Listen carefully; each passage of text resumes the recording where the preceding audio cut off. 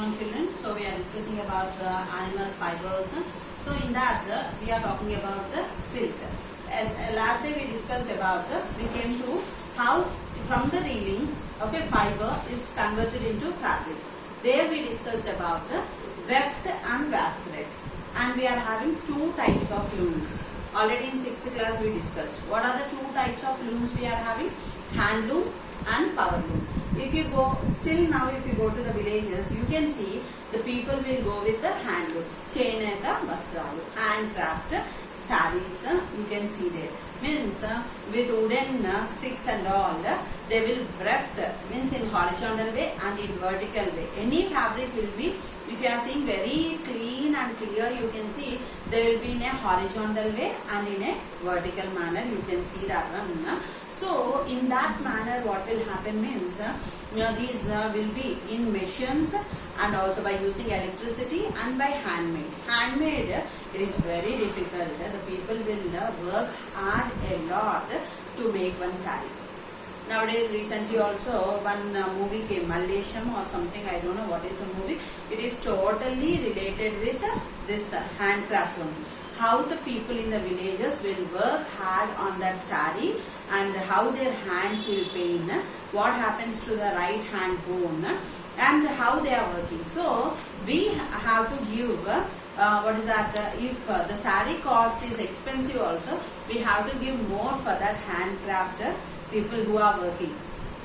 Why? Because they are sitting on that and working on that for a long time. If you see that movie, you will understand how the people will suffer on to make one saree. But they will be happy to make that one. But when they will be happy means when we are ready to give the amount for their hard work.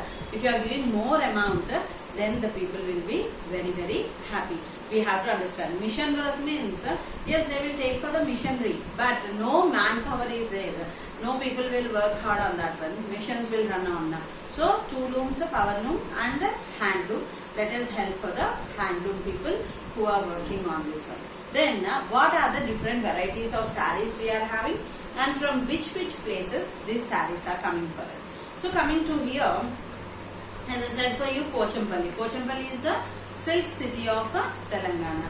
And another one we talked about Dharmavaram.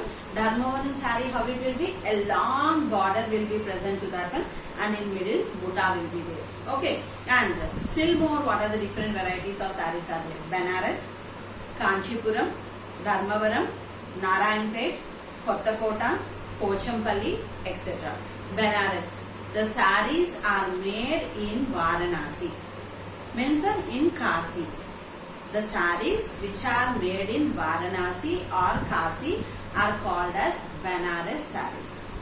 You can ask what is Dharmavaram saree, what is Pochampalli saree, what is Banaras saree to your mother. She will open the almara and start her exhibition, saree exhibition she will keep. Even I also, if my son asks, I also will do the same thing. I will show for him. In the same way, your mother also will show for you. Then Kanchipuram. We are getting that from Tamil Nadu, from Kanchi. Okay, where Kanchipuram sarees will be there? In Kanchi, Tamil Nadu, you can see that one. Dharmavaram saree. It will be in Dharmavaram. These all are the places where the sarees will be made. Narayanpet, Kottakota. The name of the saree and the place of that one is also same. Pochampalli are all types of silk fabrics. They get their names from the places where they are made. You may have also heard the names of Tussar silk, Muga silk, Kosa silk. Means regularly your mother will wear silk sarees, no? At home. That all silk sarees will come under this Tussar, Muga, crepe, satin. These all. Satin and crepe, how they will be means very smooth. If you touch the saree itself, just it will go. If you keep a water drop on that one, it will not be on that. Just it will come down. Means crepe and satin will not absorb the water. If this Tussar silk, Kosa silk and Muga silk are there, if you keep a water drop on that, it may absorb. But satin and crepe, what will happen? If you keep a water drop, it just goes on. Okay, it will not absorb the water. So what are the different types of silk sarees? Tussar silk, Moga silk, Kosa silk, silk, etc. As you went through different stalls here, these are all several varieties of silks. Some chemicals add strength to this silk fibers. Silk is used to make other products as well, like satin and crepe, as I said for you. We have both handloom and power loom. This also I discussed now. To weave silk, Neelima was filled with wonder and she was happy to know each and everything of delight about the fabric of her silk frock. She tried to make a flow chart of life cycle of silk. So here a diagram was given for you. This must be in your classwork. This is a 4 marks diagram. For compulsory, always this will be repeated in the exams, and this diagram must be in your classwork, and label the parts of this also. Okay, now draw the flow chart of life cycle of silkworm will be given in the exams. Okay, then do you know the thread you get from average cocoon ranges from 1000 to 3000 feet. One cocoon, from one cocoon how much you can take? 1000 to 3000 feet of thread you can take. About 2000 to 3000 cocoons are required for 500 grams of it. 500. From 2000 to 3000 cocoons, how much thread we are getting? Only 500 grams of thread we are getting. To get 500 grams of thread, nearly 3000 cocoons are very, very important. That is about 5 lakhs feet or more than 1000 miles. Did you understand how much? 5 lakh feet thread or 1000 miles is very important. That is not all. People involved in this process suffer from skin diseases as well as respiratory problems due to continuous handling of silkworms. As I said for you first only, caterpillars means only it is itching. Okay, if they fall on our skin only, we get rashes and all. So they are daily removing the cocoons of that one. Means the proteins released from the saliva released from the caterpillars, and they will kill the larva inside that one, and they will throw that. They will touch these caterpillars. They will touch the cocoons. They will touch the silk moths. So who are working under this silk industry? We are just wearing the dress and we will be happy. But the people who are working behind will have respiratory problems and also have skin diseases because of that cocoons and all. Got the point here? So, let us come out of the silk exhibition. With this, silk exhibition was completed. How the silk was reared and formed also we discussed. Got the point here? Now, next we will talk about wool. Before going to wool exhibition, let us write what are the important answers of this silk. First thing, you draw the diagram of life cycle of silkworm in your classwork. The remaining I am going to give now. Here, the flow chart of silk first. What is the flow chart of silk? Let us draw that one. First,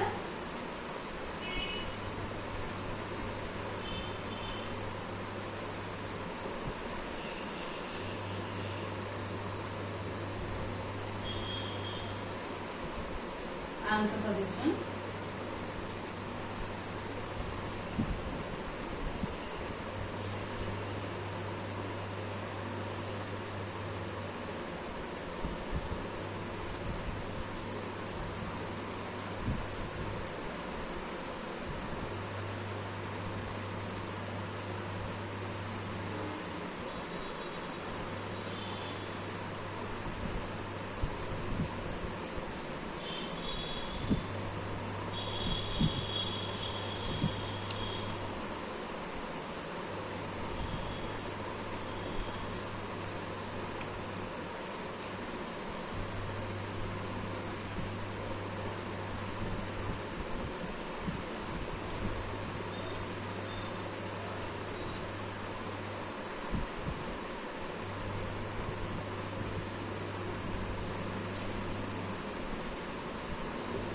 So, please see here. This is the flow chart of silk. It started from here and ends with here. First, what is that? Silk moth. Silk moth lays eggs. Eggs will be converted into larva. Larva to cocoons.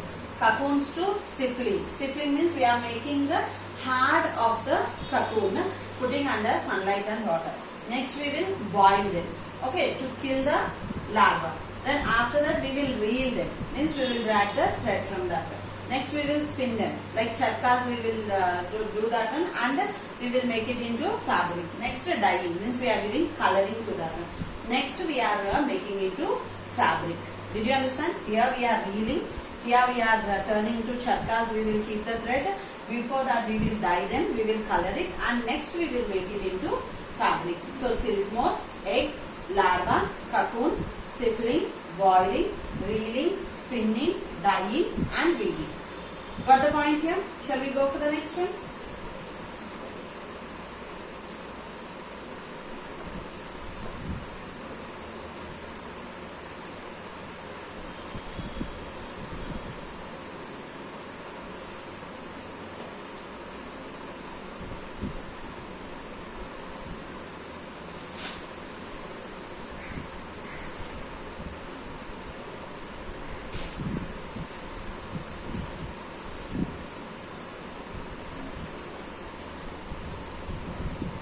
Difference between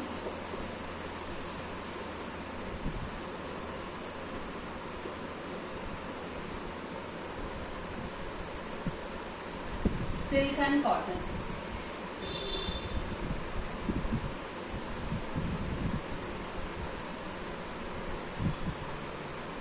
Silk,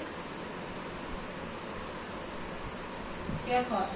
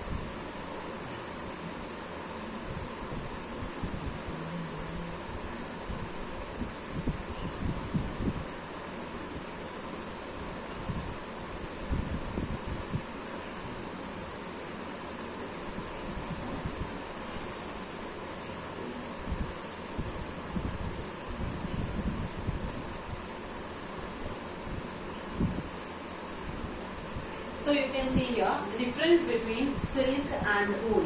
Silk fibers are made of proteins. Okay, what are the proteins we are using in silk? Sericin and the fibrin. Then it has a fine luxure, means it is having a fine shiny. Luxurious means they are shiny. Then keep body warm. Not suited for summer season. They are very heavy, very expensive, means very costly.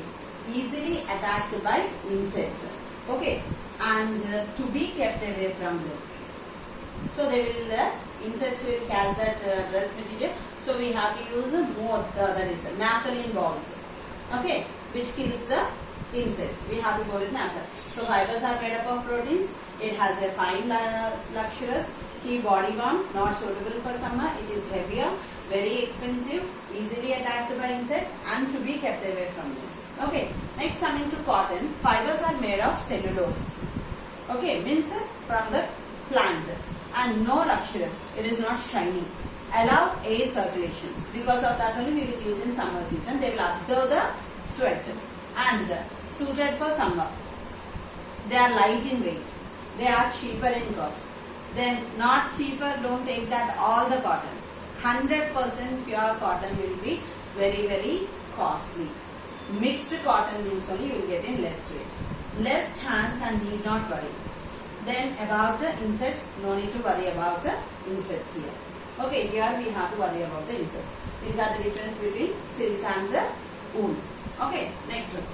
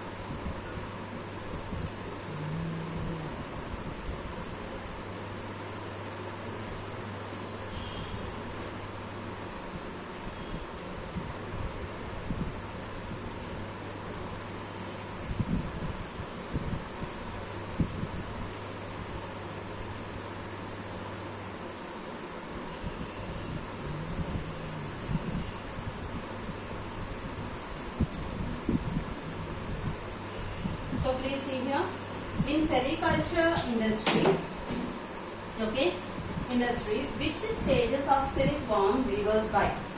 Why do they do so? They buy moths as a chilakali.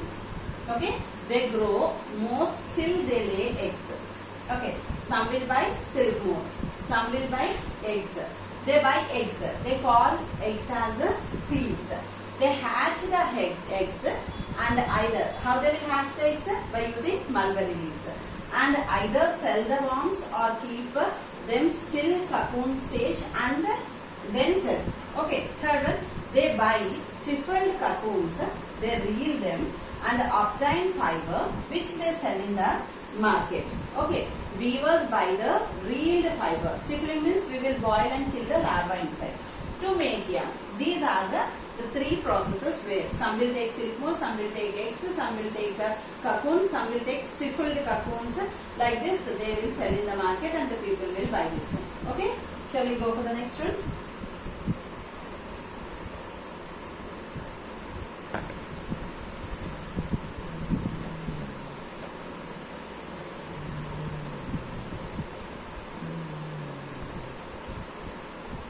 Next question.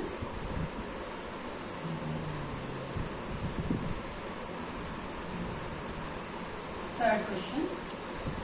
Why are cocoons stiffened?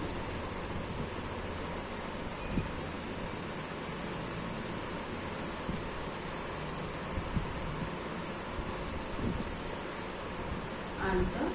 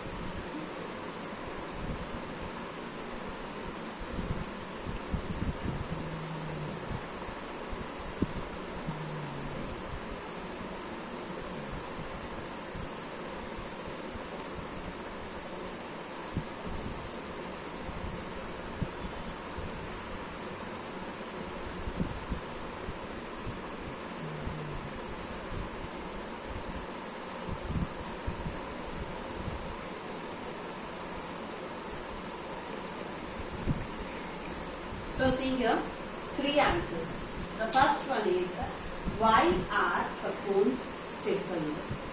If cocoons are not stifled, means not boiled, the larva inside will cut its way, okay, out after maturing into a moth and spoil the cocoon. Means the silk moth will develop into adult and the cocoon will be spoiled because of that. Within 2 to 3 weeks, the adult will be coming out from the cocoon. So before that only what we have to do, within the cocoon from 2 to 3 days only, we have to boil that cocoon and kill the larva inside. So we will get a fine thread from that. Then what will happen if cocoon is not boiled? Okay, if cocoon fiber is made of, the cocoon's fiber is made of proteins. So, and is very strong it is. Boiling will make it loose. While we are boiling means to kill the larva, and also the cocoon will be very hard. Why? Because we will place under the air and sunlight. First we have to make it into soft. We have to make it into soft means what we have to do? We have to boil that and we have to kill the larva inside so that it can be easily read. Next, which place in our state is called the Silk City? Which place in our state is called Silk City? Pochampalli is a place in our state is called as Silk City. What is sericulture? Reading of silk from silkworms or cocoons is called as reading. This is all about silk. Tomorrow we will go into the exhibition of wool, and today I will conclude. Thank you.